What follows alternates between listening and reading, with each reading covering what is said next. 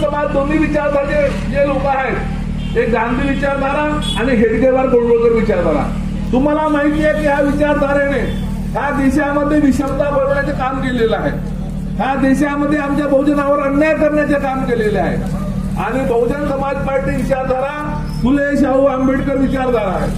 शिवाजी महाराज लोकांमध्ये पोहोचवलेली आहे, जनमानसामध्ये पोहोचवलेली आहे. आणि आम्हाला ते आपल्या पायावर उभं राहण्याचे अधिकार दिलेले आहे. तर आम्हाला विचार करायचा आहे की आमची विचारधारा आम्हाला वाढवायची आहे की संपवायची आहे. आम्हाला इथला समाज जो आमचा बहुजन वर्ग आहे, जो आंबेडकरी वर्ग आहे, त्या सर्वांना विचार करायचा की बाबासाहेबांची 3ऱ्या नंबरची विचारधारा ही पहिल्या नंबरवर आणायची आहे, ती विचारधारा संपवायची आहे. आज तुम्हाला काही माने जाणे इच्छितो की 56 नंतर बाबासाहेब गेल्यानंतर 56 नंतर बाबासाहेबांचं करायचं आहे, तरी आम्ही या ठिकाणी 60,000 मतदान केवळ आंबेडकरी समाजाचं देऊ शकतो. आम्हाला इतरही समाज वोट टाकणार आहे, पण तो आम्हाला आत्मविश्वास निर्माण करावा लागेल जो आम्ही खोवलेला आहे. तुम्ही दोघांचे 30,000 मतदान करणारे बीएसपीला आहेत की नाही आहेत? त्या ठिकाणी 4 नगरसेवक तुम्ही निवडून दिले की नाही दिले? मग आता काय झालं? करू शकतो. त्यासाठी आम्हाला जयभीम करत मतदान करावं लागेल आणि दक्षिण नागपुरामध्ये भरगच्च मतदान करून म्हणून आम्हाला संजय सोमवार निवडून द्यावं लागेल. मी इतकेच बोलतो. जय भीम, जय भारत.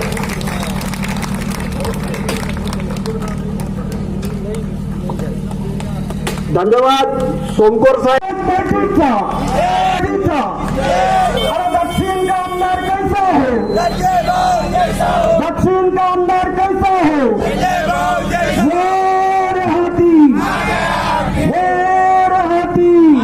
अरे तख्त बदल दो, ताज बदल दो, तख्त बदल दो, ताज बदल दो.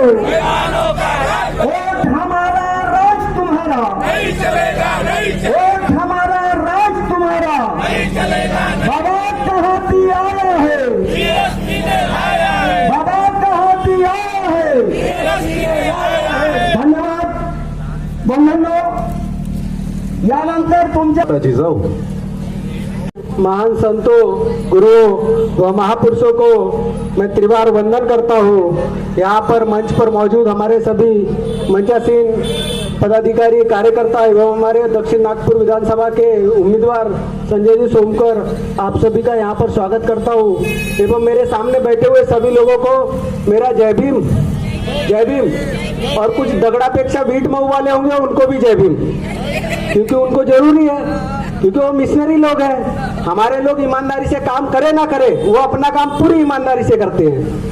आपको ये बैनर दिख रहा है पीछे, छोटा सा एक स्टेज है, हमारा कार्यक्रम चल रहा है. और आप दूसरी तरफ देखिए कांग्रेस और भाजपा का, उनके इधर रंगारंग कार्यक्रम होते हैं. इसका पैसा कहाँ से आता है? कहाँ से होता है ये सब? और लोगों के भला करेंगे, कैसे करेंगे? लाड़की बहना योजना लाकर 15 लाख से बात शुरू हुई थी, 1500 पे लाके लटका दिया. ये होता है बनिया होने का तरीका. बनिया ऐसा ही होता है. वो उसने अपना काम पूरा ईमानदारी से किया कि 15 लाख से बात शुरू की और आपको इतना मजबूर कर दिया कि आप 1500 पे खुश हो गए. ये हो गए कि नहीं हो गए? ये बात है.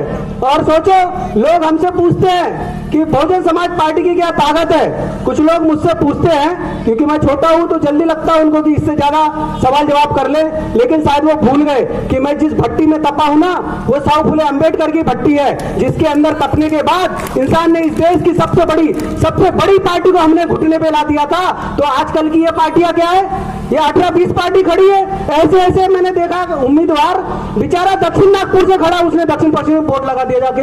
उसको मैंने बताया, भाई शुभेच्छा, आप तो जीत गए, आपको यही नहीं पता कि आप खड़े कहां से हो. ऐसे कार्यकर्ता खड़े हैं. मतलब कि इस देश के अंदर लोगों को जो साहू फुले अम्बेडकर की विचारधारा है उसके ऊपर चलना था, उन्होंने अपनी अपनी दुकानें खोल के रख ली है.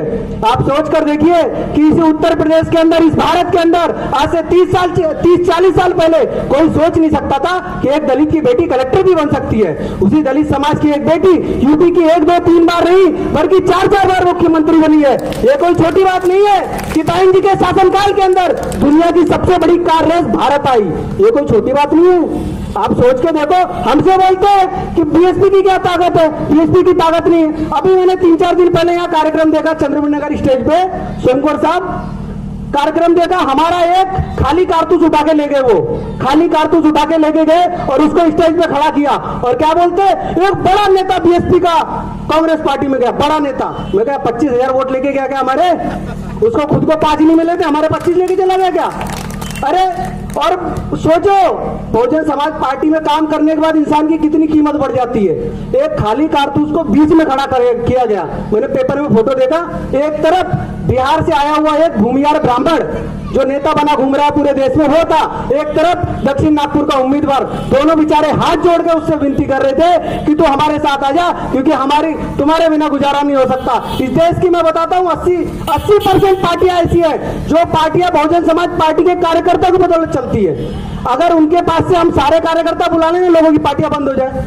ये हालत है इस देश की। मान्यवर साहब ने कहा था, जिस समय अटल बिहारी वाजपेयी ने कहा था कि तुम्हारा समाज तो इतना लाचार है कि अगर इसको नेतागिरी सिखा भी दिए ना तो हम इनको सबको खरीद लेंगे। और मान्यवर साहब ने कहा था, तुम खरीदना शुरू करो, मैं इस देश के अंदर इतने नेता पैदा करूंगा कि तुम्हारी पुश्तें, तुम्हारी आने वाली पीढ़ियां थक जाएंगी, लेकिन हमारे नेता खत्म नहीं होंगे। इस देश की हालत देखो, आज हर गली में नेता है, कैंडिडेट खड़ा करने को बोलो 20-20, 25-25 खड़े हो जाते हैं। ये हालत हो गई है क्योंकि भारतीय जनता पार्टी और कांग्रेस, तुम हमारी ताकत का नतीजा देखो कि आज हमारी तीसरे नंबर की पार्टी है। सोमकोर साहब, आपके गले में एक ही है पर्ची, एक ही बहुजन समाज पार्टी का फीता है, बराबर है कि नहीं? दिख रहा है सबको? देश की किसी पार्टी में इतनी हिम्मत हो जो अपनी पार्टी का फीता डालने के साथ अगर नीला फीता ना डालता हो, है किसी में हिम्मत? हर पार्टी के कार्यकर्ताओं को आदेश दिया गया है कि एक हाथ में तू अपनी पार्टी का झंडा लेना और दूसरे में नीला लेना, क्योंकि बिना नीले के गुजारा नहीं हो सकता है। यह औकात हमारी है, यह हैसियत है हमारी कि हमने इस देश को मजबूर करके दिखाया। और हमारी ताकत देखते हैं कि हमारी क्या ताकत है। हम बाबा के सच्चे बेटे हैं। राजनीति में किसी भी कारण से हमारी हार हो या जीत हो, उससे मतलब नहीं रखते। बाबा के सच्चे बेटे हैं, इसलिए बाबा साहब के साथ ईमानदार है। अपना बाप नहीं बदलते कभी। तुमको तो बाप बदलने को मजबूर किया हमने, और हमारी ताकत देखना चाहते हो? हमारी ताकत देखना चाहते हो सोमकोर साहब? बताइए, इसी दक्षिण नागपुर के अंदर। और अभी तो हमारी जब बात शुरू हुई, सोमकोर साहब एक दिन तबीयत खराब हो गई, बेचारे सो गए, तो उन्होंने बोला मुझे अमित आज तबीयत ठीक नहीं है, तो किसी की तबीयत दूसरे की भी खराब हो गई। फिर आज वो उन्होंने ज्यादा पद यात्रा ले ली, फिर दूसरे की तबीयत खराब हो गई। मतलब हम चले तो दिक्कत, हम बैठे तो दिक्कत। इससे बड़ी ताकत क्या होगी यार? तुम सोच के देखो ना, देश की 2 सबसे बड़ी पार्टी, हम तीसरे नंबर के, दोनों को हमने झंडे बदलने को मजबूर कर दिए। दोनों अपने बैनर के ऊपर पीछे बैनर लगाते हैं ना, तो साहू अम्बेडकर बिना गुजारा नहीं होता उनका। ये किसकी ताकत है? और हमको सिखाते हैं। और इतना घमंड कि हमें बोलते हैं, हमारा मजाक उड़ाते हैं। इतना घमंड, इतना गुरूर शोभा नहीं देता। बुलंदी का नशा सिमटों का जादू तोड़ देती है। बुलंदी का नशा सिमटों का जादू तोड़ देती है, और हवा उड़ते हुए पंछी के बाजू तोड़ देती है। अरे सियासी भेड़ियों, थोड़ी बहुत गैर जरूरी है, तवाया तक किसी मौके पर घुंघरू तोड़ देती है। और बटेंगे तो कटेंगे वाले नारे पे ध्यान मत दो।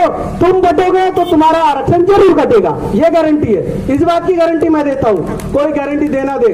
तुम्हारा वोट कटा, तुमने अपना वोट बांटा 2024 में, कांग्रेस ने जैसे ही उसका वोट बढ़ा, जब उसको पता चला कि ये समाज अब धीरे धीरे गुलाम होते जा रहा है, तो उसने सबसे पहले आकर जिन राज्यों में उसकी सरकार है वहां आपके आरक्षण में वर्गीकरण किया कि नहीं किया? बताइए क्यों किया? क्योंकि उनको पता चला। अभी सोमकोर साहब ने बताया आपको आरपीआई की कहानी, कि जब बाबा साहब के जाने के बाद जब आरपीआई इस देश में फल फूल रही थी, जब उसकी सीटें निकलने लग गई थी, वो देश में ताकतवर हो गई, तब दगड़ापेक्षा बीट महू वालों के परिवार वाले होंगे उस समय बाप दादे, वो इसी काम पे लगे हुए थे। उन्होंने उस समय आरपीआई पार्टी को पूरी तरीके से बर्बाद किया। इतना बर्बाद किया कि 1971 तक हमको इतना मजबूर कर दिया कि कांग्रेस ने बोला कि अब बाबा साहब के अकाउंट में आएगी 1 सीट और गांधी के अकाउंट में जाएंगी 120 सीट। इस देश में बाबा के बच्चों को इतना मजबूर कर दिया था। लेकिन बात तो वही थी ना कि बाबा के विचार इतने ताकतवर थे कि फिर पंजाब से निकला हुआ एक बेटा जो पुणे में अपनी नौकरी करता था, उसने नौकरी छोड़ी, घर छोड़ा और सब छोड़ा, और बोले अब तुमको जो करना है कर लो, मैं तो बाबा का सच्चा बेटा हूं, इस देश को इतना मजबूर कर दूंगा कि जिन लोगों ने मेरे बाबा साहब के जन्मदिन के ऊपर छुट्टी नहीं दी थी, उनकी इस देश से छुट्टी कर दूंगा। और देखो 1984 के बाद इस देश की ऐसी हालत हो गई, आज तक ये इतनी बुरी हालत है कि बिना जेबी के किसी गुजारा नहीं होता। आप सोच के देखो ना, आज से 40-30 साल पहले क्या बाबा साहब के नाम पे कोई वोट मांगता था क्या? गांधी के नाम पर राजनीति चलती थी। एक दिल्ली के बैठे हुए एक चमचे ने बोले आरक्षण देने में तो बाबा साहब के साथ साथ गांधी और नेहरू का भी योगदान है। उस चमचे को मैंने बोला कि भाई अगर है तो बाबा साहब का नाम छोड़ के तू नेहरू और गांधी के नाम पे वोट मांग के दिखा। अगर हैसियत है तो मांग के दिखाओ, बोलना पूरे देश में। नहीं मांग सकते। वोट मांगना है तो एक हाथ में संविधान, एक हाथ में बाबा साहब।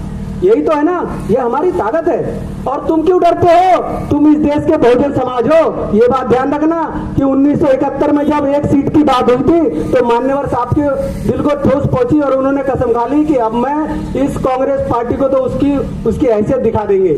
और देखो 1984 में बीएसपी बनी और देश की सबसे तेजी से तीसरी पार्टी बनी, सबसे तेजी से तीसरी पार्टी बनी और सबसे तेजी से राष्ट्रीय पार्टी बनी।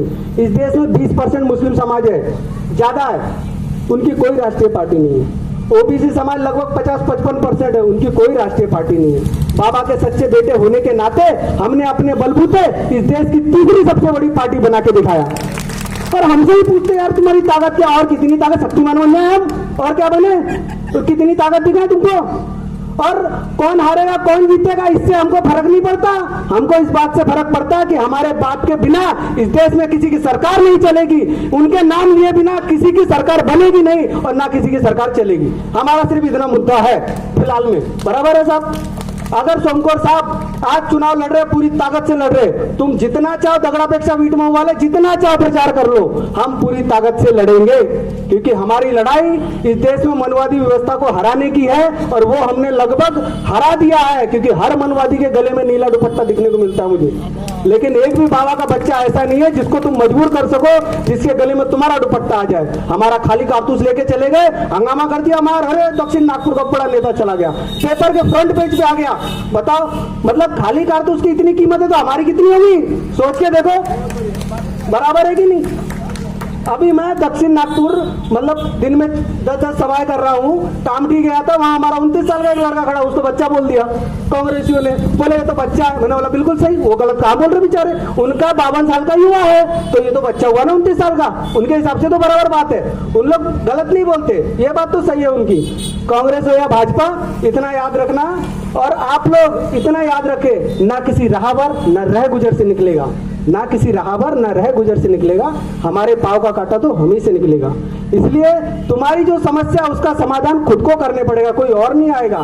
और दगड़ापेक्षा वीटमऊ वाले वो क्या करेंगे, वो आने के समय प्रचार करेंगे।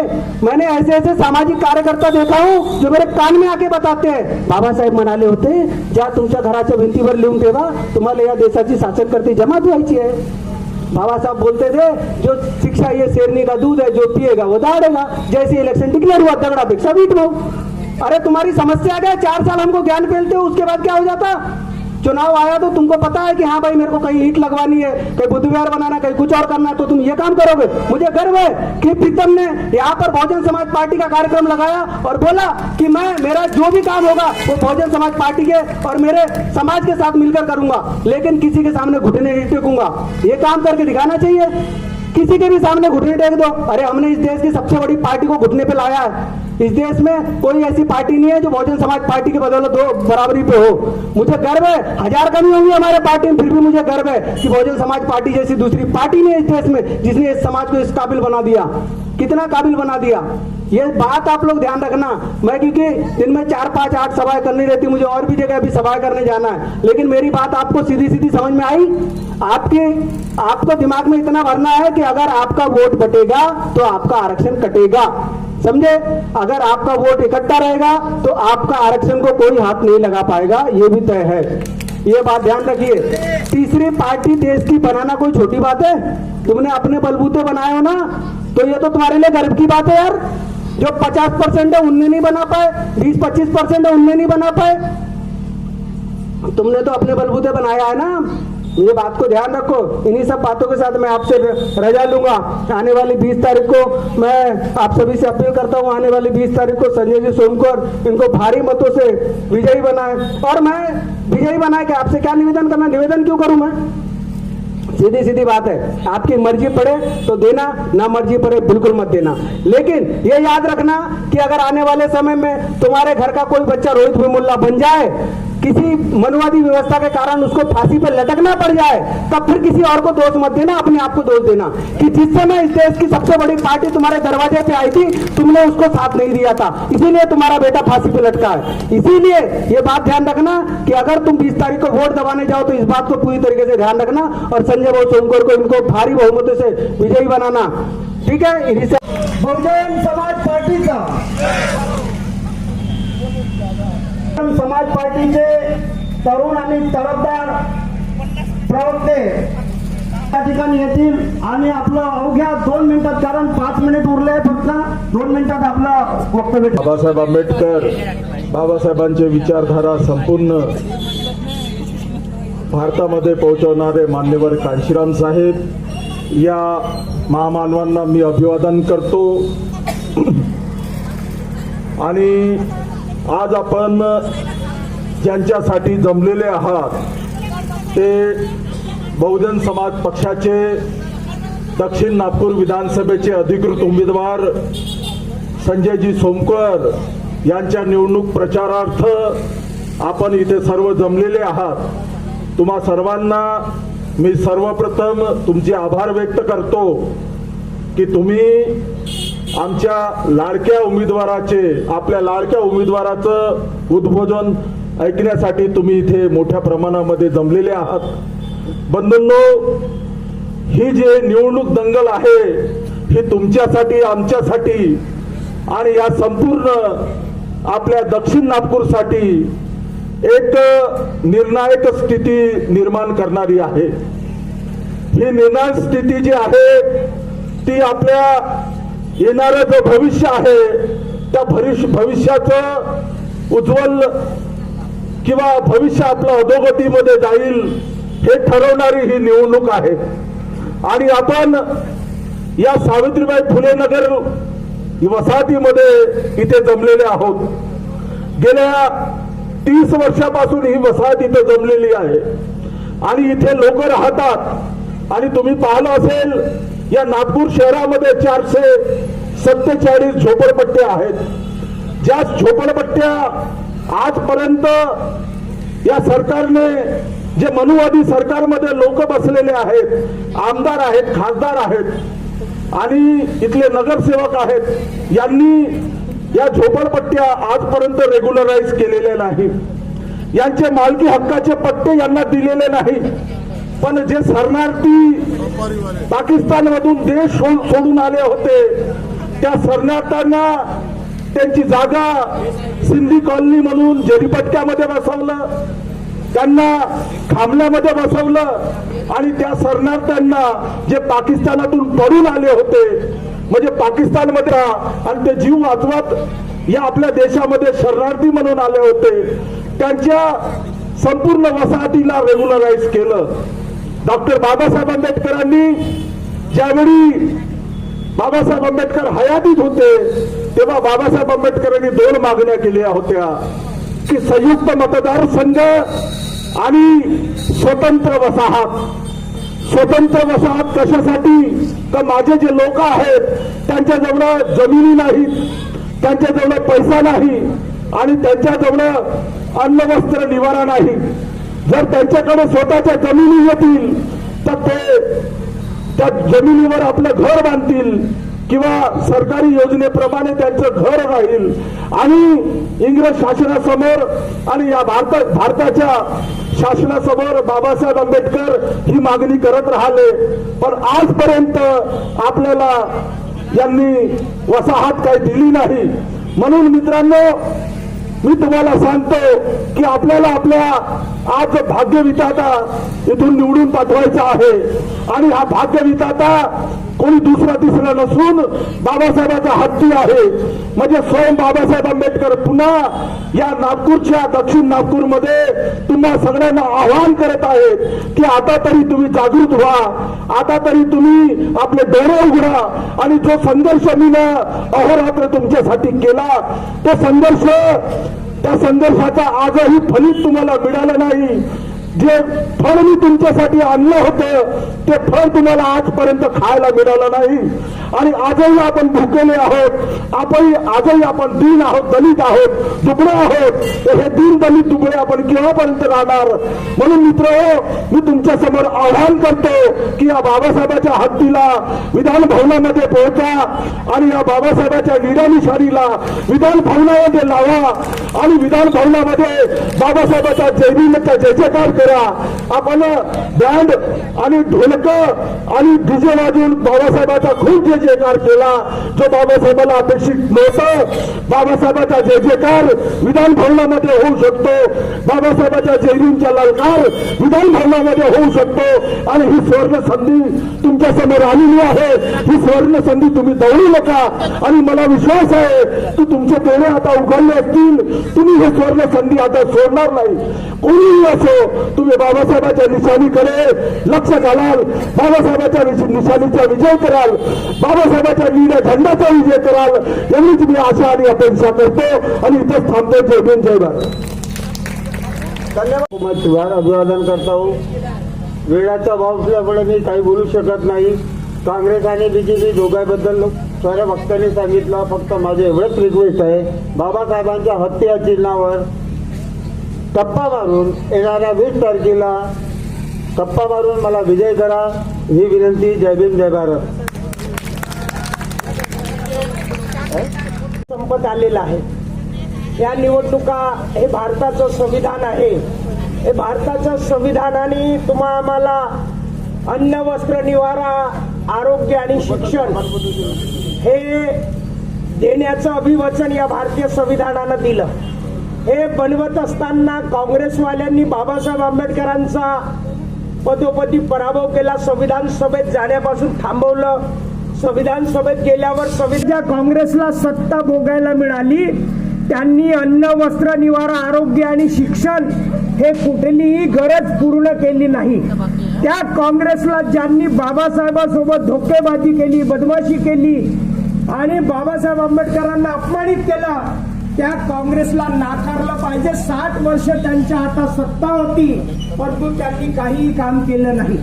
भाजपवाले पर्याय म्हणून लोकांनी निवडले, ते त्यापेक्षा महाबदमाश निघाले, महालुच्च निघाले.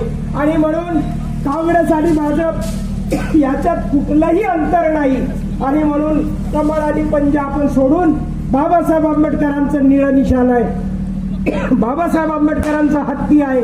आणि संविधान वाचवायचं असेल, महापुरुषांचा सन्मान करायचा असेल तर बहुजन समाज पार्टीचे जे उमेदवार आहेत, संजय सोमकुवर आहेत, यांच्या हत्ती या चिन्हासमोरील आपण बटन दाबावं आणि बाबासाहेब आंबेडकरांच्या पराभवाचा बदला आणि भारतीय संविधान वारीत टाकण्याचा जो मनुवाद्यांचा डाव आहे तो उलटून पाडावा आणि हत्ती या चिन्हासमोरील 20 तारखेला बटन दाबावी आणि आमच्या संजय सोमकुवर यांना निवडून द्यावं. एवढंच मी या प्रसंगी बोलतो आणि आजची ही मीटिंग या ठिकाणी संपली असं घोषित करतो.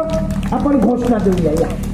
डॉक्टर बाबासाहेब आंबेडकरांचा, डॉक्टर बाबासाहेब आंबेडकरांचा, महापुरुषों के सम्मान में, महापुरुषों के सम्मान में, भारतीय संविधान के सम्मान में, जो बहुजन की बात करेगा, जो बहुजन की बात करेगा, SC ST OBC हमारा रस तुम्हारा नहीं चलेगा, नहीं चलेगा, हमारा रस तुम्हारा नहीं चलेगा, नहीं चलेगा. हाथी दक्षिण नागपुर का आमदार कैसा हो, संजय बाबू जैसा हो, दक्षिण नागपुर का आमदार कैसा हो, संजय बाबू जैसा हो. हाथी धन्यवाद.